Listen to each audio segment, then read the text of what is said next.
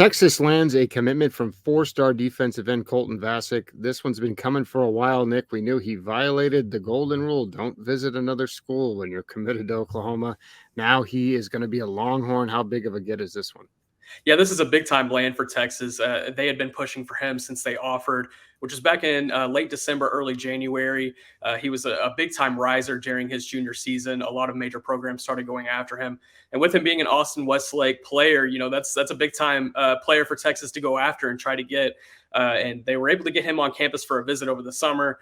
Vasek really liked what he saw from Texas, but he liked what he saw more from Oklahoma. He also kind of wanted to just get out of the state and see something new. But as the season has gone on, Texas was relentless in their approach, sent multiple staffers to multiple games of his, and their persistence ended up winning out. And now Vasek is a member of the Texas class. It's a big time land, and Arch Manning was he was a big contributor towards Vasek flipping as well.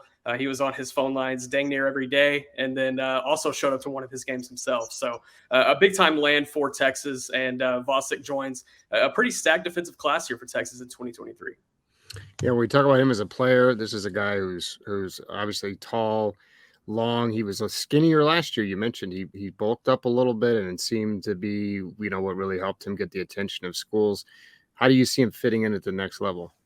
Yeah, I think he's a guy that if he enrolls in the spring and starts developing, then I think he can contribute early for Texas, especially in a defensive line room where they've had a lot of guys that have come in that have been 4-star, 5-star type guys, and they never really developed or got past that second stage to where they can be a major college contributor. Whereas Vasek, he comes from a household where his pops is a defensive line coach himself. He's been around football his entire life. He knows the game. He knows what it takes to win at the next level as well. I think he will be able to step in and contribute early as a freshman and then possibly earn a starting spot by his second or third year for sure. You mentioned the momentum Texas has. Arch leading the way as a recruiter. We saw when he initially committed, they got a ton of commits. Now there was some success this season. How many more big names do you expect them to add here in the coming weeks before signing day?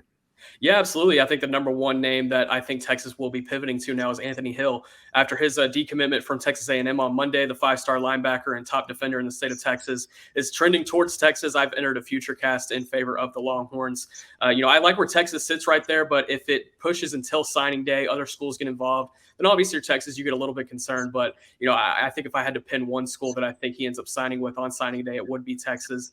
And then just kind of looking around, they're definitely looking to fill those receiver spots. They have two that they can fill in the 2023 class. They were going after DeAndre Moore. I'm not as bullish on their chances as maybe some others. I think he ends up sticking with Louisville, or if he does make the flip, Georgia would probably be the spot.